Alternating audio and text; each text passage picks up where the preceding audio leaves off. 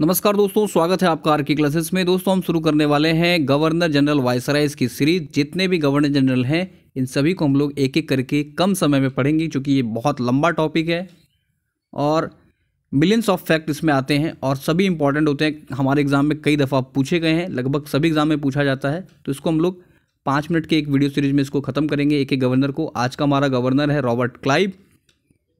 तो शुरू करते हैं। शुरू करने से पहले यदि आप इस चैनल पर नए हैं तो चैनल को जरूर सब्सक्राइब करें, पास वाले बेल आइकन को जरूर दबाएं। हमारा आज का गवर्नर है रॉबर्ट क्लाइव। बात करें इसके कार्यकाल की, 1757 से 60, फिर 65 से 67, 2 बार इसका कार्यकाल आया है। ध्यान रखना इस चीज़ को। कहता है कि रॉबर्ट क्लाइव को भारत में ब्रिटिश साम्राज्य का संस्थापक माना जाता है। यह सवाल भी पूछा जा चुका है। ध्यान रखिए, भारत में ब्रिटिश साम्राज्य का संस्थापक किसे माना जाता है? रॉबर्ट क्लाइव को। ध्यान रखना है। 23 जून 1757 को, डेट के साथ 23 जून 1757 को पलासी का युद्ध हुआ। 23 जून 1757 को पलासी का युद्ध हुआ और यह पलासी का जो युद्ध हुआ था रॉबर्ट क्लाइव और बंगाल का जो नवाब था सिराजुद्दौला, इसके बीच हुआ था, जिसमें कि सिराजुद्दौला की हार हुई, रॉबर्ट क्लाइव जीता था। बात करें पलासी का जब युद्ध हुआ था, इस समय बंगाल का गवर्नर कौन था? तो इसको जरूर ध्यान में रखिए, ये है रोजर ड्रेक। ये काफ़ी इंपॉर्टेंट सवाल है। बंगाल में उस समय गवर्नर रोजर ड्रेक था जब पलासी का युद्ध हुआ था। कब? 23 जून 1757 को, रॉबर्ट क्लाइव और सिराजुद्दौला के बीच। उसके बाद क्लाइव के काल में ही 1759 ईस्वी में वेदरा का युद्ध हुआ था। 1759 वेदरा का युद्ध, पलासी 1757, वेदरा 1759। ध्यान रखिए, वेदरा का युद्ध 1759 में क्लाइव के काल में हुआ था। बात करें कि वेदरा का युद्ध किसके किसके बीच हुआ था, तो अंग्रेजों एवं डचों के बीच वेदरा का युद्ध हुआ, जिसमें अंग्रेज जीत गए थे। आगे कहता है कि क्लाइव के काल में 1766 ईस्वी में इलाहाबाद में श्वेत क्रांति हुआ था।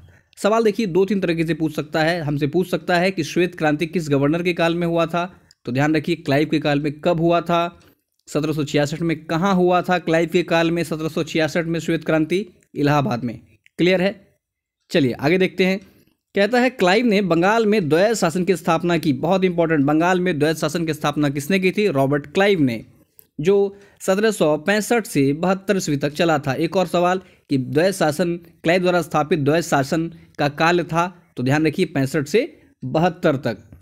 और 1765 से 72 तक के काल को लूट का काल भी कहा जाता है। ध्यान रखिएगा, लूट का काल। और 1765 से 72 तक के काल को लूट का काल किसने कहा था? तो ध्यान रखिए के.एम. पनिक्कर ने।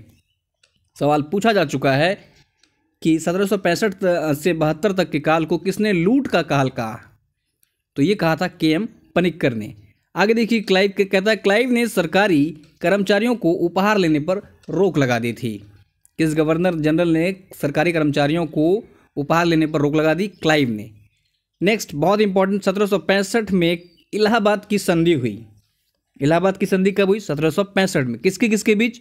रॉबर्ट क्लाइव, मुगल शासक शाह आलम द्वितीय के बीच। बहुत इंपॉर्टेंट है, ध्यान रखना इसको। शाह आलम द्वितीय और रॉबर्ट क्लाइव के बीच 1765 में इलाहाबाद का संधि हुआ।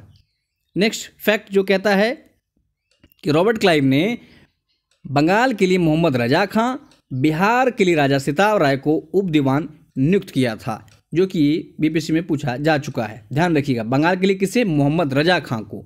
बिहार के लिए राजा सिताब राय को नियुक्त किया था। नेक्स्ट जो फैक्ट है, कहता है कि 1760 से 65 तक जो है गवर्नर वेंसीटॉट था। इसी वेंसीटॉट के काल में बक्सर का युद्ध हुआ था। बहुत इंपॉर्टेंट सवाल कि बक्सर का युद्ध किसके काल में हुआ था? वेंसीटॉट के काल में। नेक्स्ट जो फैक्ट है, कहता है रॉबर्ट क्लाइव ने जो है आत्महत्या करके अपनी जान दे दी थी।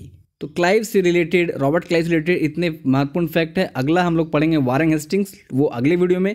ये एक रिवीजन सीरीज है, इसको आप एक बार जरूर फिर से दोहरा लीजिए, देख लीजिए।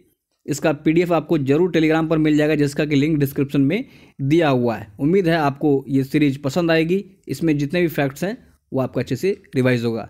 जय हिंद।